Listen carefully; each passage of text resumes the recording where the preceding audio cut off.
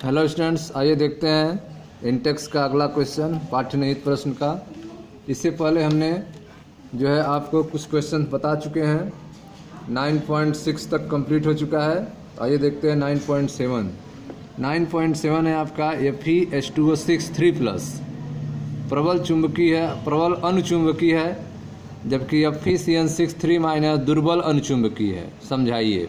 ठीक है, तो आप देख रहे हैं कि Fe2O6 3+ और Fe2O6 3- यह दोनों जो हैं आपके अनुचुंबकीय है, लेकिन एक प्रबल अनुचुंबकीय है, दूसरा दुर्बल अनुचुंबकीय है। ऐसा क्यों होता है? तो इसका देखें ध्यान से, ऐसा क्यों होता है। क्वेश्चन नंबर 7 पहला है आपका Fe2O6। तो एक में आप देख रहे हैं H2O है लिगैंड के रूप में, आयरन के साथ सेंट्रल एटम आयरन है, इसके साथ H2O जुड़ा है जो लिगैंड है। और इसमें आप देख रहे हैं आयरन के साथ साइनाइड जुड़ा है जो लिगैंड है। साइनाइड क्या होता है? प्रबल क्षेत्र लिगैंड होता है, और H2O क्या होता है? दुर्बल क्षेत्र लिगैंड होता है। तो समझें ध्यान से, Fe आयरन का बाहरी विन्यास 3d64s2 है। ठीक है, दोनों संकुलों में आयरन जो है वह Fe3+ आयन के रूप में है। तो जो दोनों संकुल हैं उसमें Fe जो है Fe3+ आयन के रूप में है।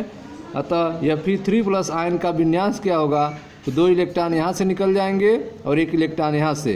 तो Fe3+ आयन का विन्यास जो होगा वह होगा 3d5 4s0। 3d5 4s0 होगा। तो यह आपका 3d5 ऑर्बिटल है, डी ऑर्बिटल, जिसमें एक इलेक्ट्रॉन पांचों ऑर्बिटल में है, और 4s0 यह खाली है आपका। ठीक है, तो आइए पहले साइनाइड का देखते हैं। Cyanide Cn-। साइनाइड लिगैंड प्रबल क्षेत्र लिगैंड होता है। साइनाइड लिगैंड क्या होता है? प्रबल क्षेत्र लिगैंड होता है, जिसकी उपस्थिति में 3d कक्षक में इलेक्ट्रॉन का युग्मन। ठीक है, तो प्रबल क्षेत्र लिगैंड की उपस्थिति में क्या होता है? 3d कक्षक के इलेक्ट्रॉन जो होते हैं वह युग्मित हो जाते हैं, पेयर कर जाते हैं। युग्मन होने के पश्चात 1 इलेक्ट्रॉन अयुग्मित रहता है। ठीक है, तो D2sp3 संकरण होने के साथ आंतरिक कक्षक संकुल बनता है। देखिए ध्यान से, Fe2O6 3- साइनाइड के कारण जो इलेक्ट्रॉन थे यह पांचों इलेक्ट्रॉन यह अब क्या होंगे? युग्मित हो जाएंगे। ठीक है, युग्मित हो जाएंगे। तो ये इलेक्ट्रॉन जो है 2, 2, 4 इसमें हो जाएगा और 1 इसमें अयुग्मित रह जाएगा। तो आप देखें 2, 4 और 1 अयुग्मित हो गया, तो 1 अयुग्मित इलेक्ट्रॉन बच गया। अब साइनाइड के इलेक्ट्रॉन जो रहेंगे वह यहाँ पे रहेंगे। ठीक है, 6 साइनाइड है, तो 1, 2, 3, 4, 5, 6 या 6 जोड़े इलेक्ट्रॉन हो गए साइनाइड के द्वारा। तो कौन से ऑर्बिटल भाग लिए? तो यह आपका D2, 2 D भाग लिए और 1 S और 3 P। तो D2sp3 जो संकरण हुआ वह क्या हुआ? D2sp3 हुआ, और 1 अयुग्मित इलेक्ट्रॉन बचा हुआ है। ठीक है, अगला देखें, जब H2O होता है तब क्या होता है? H2O की स्थिति में H2O जो है वह दुर्बल क्षेत्र लिगैंड होता है। H2O क्या होता है? दुर्बल क्षेत्र लिगैंड होता है। इसकी उपस्थिति में 3d इलेक्ट्रॉन युग्मित नहीं हो पाते हैं। H2O की उपस्थिति में जो 3d इलेक्ट्रॉन है वे युग्मित नहीं होते हैं। अतः sp3d2 संकरण के साथ साथ बाह्य कक्षक संकुल बनता है। ठीक है, इसमें जो है आंतरिक कक्षक संकुल बनता है। Fe2O6 3- में आंतरिक कक्षक संकुल बनता है और संकरण D2sp3 होता है, जबकि इसमें जो है संकरण तो sp3d2 होता है, लेकिन जो है बाह्य कक्षक संकुल बनता है। इसमें संकुल कैसा होता है? बाह्य कक्षक संकुल बनता है। इसमें 5 अयुग्मित इलेक्ट्रॉन होते हैं। इसमें अयुग्मित इलेक्ट्रॉन कितने होते हैं? 5 होते हैं, और उसमें कितने होते हैं? 1 होता है। ठीक है, जिससे यह प्रबल अनुचुंबकीय होता है। ठीक है, तो Fe2O6 3+, इसमें आप देखें यह 5 अयुग्मित इलेक्ट्रॉन होते हैं, और यह sp3d2 संकरण है। ठीक है, तो आप देख रहे हैं कि यह 5 अयुग्मित इलेक्ट्रॉन होने के कारण यह जो होगा यह प्रबल अनुचुंबकीय होगा, जबकि Fe2O6 3- में केवल 1 ही अयुग्मित इलेक्ट्रॉन होते हैं, अतः वह दुर्बल अनुचुंबकीय होगा। ठीक है, नेक्स्ट देखते हैं क्वेश्चन नंबर 8।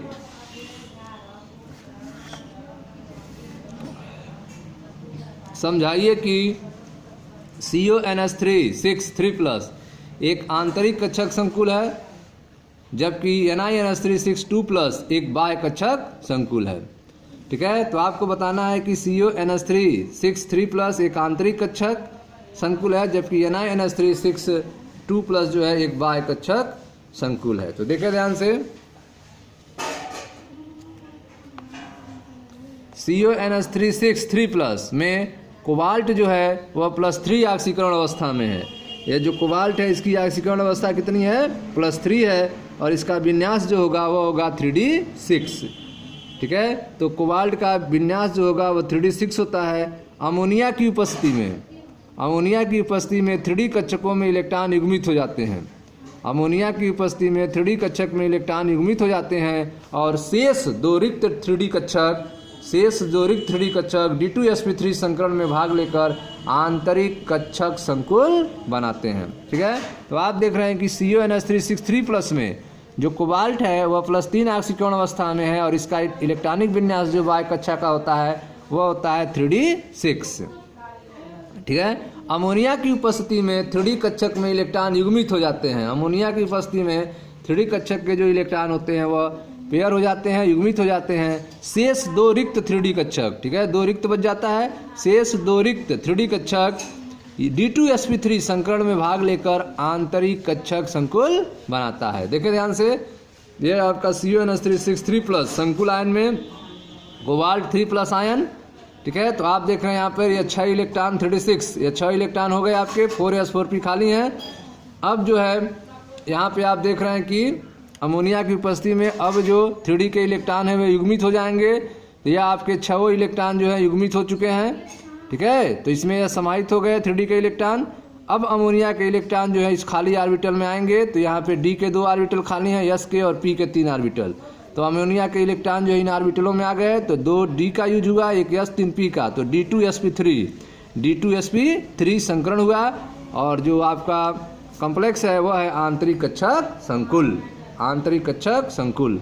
तो इस तरह से CONH3 3+ क्या है? आंतरिक कक्षक संकुल बनाएगा, और संकरण होगा D2sp3। ठीक है, NiNH3 2+ में क्या होता है? देखिए ध्यान से, NiNH3 2+ में निकिल की ऑक्सीकरण अवस्था कितनी है? +2 है। ठीक है, उसमें क्या था? +3 था, लेकिन इसमें क्या है? +2 है, और विन्यास में 3D8 है। इसमें विन्यास जो है वो क्या है? 3D8 है। उसमें क्या था? 3D6 था। तो 3D8 है, तो Ni2+ आयन के लिए 3D 4s4p 4D। ठीक है, इसमें अगर आप इलेक्ट्रॉन रखें, ठीक है, तो यह आपका इलेक्ट्रॉनिक विन्यास होगा। NiNH3 2+ बाह्य कक्षक संकुल बनाएंगे। 8 इलेक्ट्रॉन देखें, 1 2 3 4 5 6 7 8, ये 8 इलेक्ट्रॉन है। और ये बाहर से जो अमोनिया के द्वारा इलेक्ट्रॉन लाए गए हैं वो S में, P में और D में रखे गए हैं। तो इस तरह से S P3 और D2 संकरण हो रहा है। यहाँ पे S P3 D2 संकरण हो रहा है। यहाँ पर पेयरिंग नहीं हो रही है, क्यों? क्योंकि अमोनिया जो है दुर्बल लिगैंड है। ठीक है, देखें आगे यहाँ से, चूंकि यहाँ N-1D कक्षक उपलब्ध नहीं है, यहाँ पर N-1D कक्षक उपलब्ध नहीं है। ठीक है, अतः ND कक्षक संकरण में भाग लेते हैं। ND कक्षक संकरण में भाग लेते हैं। इस प्रकार बना संकुल बाह्य कक्षक संकुल कहलाता है। तो संकरण में जो है 4D भाग लेंगे, इसमें 3D भाग नहीं लेगा। 4D भाग लेगा, 3D भाग नहीं लेगा। क्यों? क्योंकि यहाँ पर N-1D कक्षक उपलब्ध नहीं है। ठीक है, तो बाह्य कक्षक संकुल बनेगा यहाँ, चूँकि यहाँ पर N-1D कक्षक उपलब्ध नहीं है, अतः ND कक्षक संकरण में भाग लेंगे, अर्थात जो 4D है। इस प्रकार बना संकुल बाह्य कक्षक संकुल कहलाता है। ठीक है स्टूडेंट्स, नेक्स्ट देखें, क्वेश्चन नंबर 9। वर्ग समतली PtCN4 2- आयन में अयुग्मित इलेक्ट्रॉन की संख्या बताइए। ठीक है, तो अयुग्मित इलेक्ट्रॉन की संख्या बताना है किसमें? वर्ग समतली PtCN4 2- में। देखें ध्यान से, 78 प्लेटिनम आवर्त सारणी के वर्ग 10 में उपस्थित है। ठीक है, जो प्लेटिनम होता है वह आवर्त सारणी के वर्ग 10 में उपस्थित होता है। इसका बाह्य विन्यास अगर आप करेंगे तो आएगा आपका 5d96s1, 5d96s1। ठीक है, आपका NiNH3 2+ है, तो अर्थात Pt2+। तो Pt2+ में 2 इलेक्ट्रॉन निकलेंगे, एक इलेक्ट्रॉन यहाँ से निकल जाएगा S से, और एक D वाले से निकल जाएगा, तो 5d8 हो जाएगा। तो 5d8 का इलेक्ट्रॉन 1 2 3 4 5 6 7 8, ये 5D8 हो गए, 6S और 6P खाली हैं। अब जो है NiNH3 6 2+, तो अमोनिया के इलेक्ट्रॉन आ रहे हैं 6 जोड़े, ठीक है। तो 6 जोड़े इलेक्ट्रॉन जो है अब आप देख रहे हैं 1 यहाँ पे जो है समाहित हो रहे हैं, या पेयरिंग हो गई, इधर आ गया इलेक्ट्रॉन, ठीक है। अब आप देख रहे हो कि जो इलेक्ट्रॉन है एक यहाँ पे ऑर्बिटल खाली हो गया, एक 6S और एक 6P, ठीक है। 6 इलेक्ट्रॉन NH3 6, तो यहाँ पे इलेक्ट्रॉन हो गए। तो इस तरह से कौन से ऑर्बिटल यूज हुए, एक D का यूज हुआ, ठीक है, एक D का यूज हुआ, और एक किसका यूज हुआ है आपका, यहाँ पे कौन सा था आपका, PTCN4 था, Ni प्लेटिनम CN4 2-, ठीक है। यहाँ पे गलत लिखा हुआ है, ठीक है, यहाँ पे प्लेटिनम है, प्लेटिनम साइनाइड है, साइनाइड CN4 2-, ठीक है, PTCN4 2-।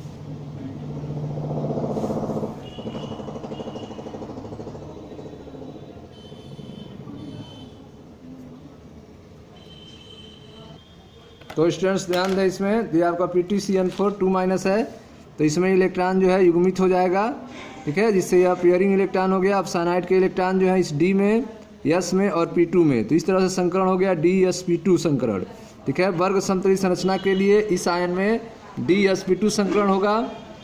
अतः 5D कक्षकों में इलेक्ट्रॉन के युग्मन होने से 5D कक्षक में इलेक्ट्रॉन का क्या हो जा रहा है, युग्मन हो जा रहा है, जिससे एक D कक्षक रिक्त होता है। एक D कक्षक क्या हो जाएगा, यहाँ पे रिक्त हो जाएगा जब यह इलेक्ट्रॉन इसमें आ जाएगा, युग्मन हो जाएगा, तो यह D कक्षक रिक्त हो जाएगा, जो DsP2 संकरण में भाग लेगा। इस प्रकार इस आयन में एक भी अयुग्मित इलेक्ट्रॉन नहीं होंगे, ठीक है। तो इस आयन में आप देख रहे हैं कि एक भी अयुग्मित इलेक्ट्रॉन नहीं होते हैं।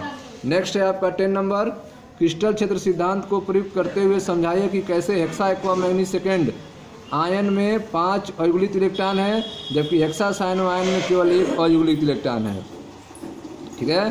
तो क्रिस्टल फेल्ड सिद्धांत के आधार बताना है कि हेक्सा एक्वा मैग्नीज में सेकेंड में 5 अयुग्मित इलेक्ट्रॉन है, जबकि हेक्सा साइनो आयन में केवल 1 अयुग्मित इलेक्ट्रॉन है। तो देखें ध्यान से,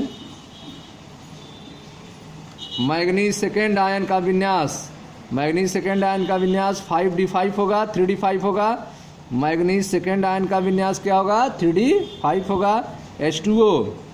H2O लिगैंड है, जो कैसा है, दुर्बल क्षेत्र लिगैंड होता है, की उपस्थिति में इन 5 इलेक्ट्रॉन का वितरण जो होगा वह T2G3Eg2 होगा, ठीक है। Mn सेकेंड आयन का विन्यास क्या होगा, 3D5 होगा।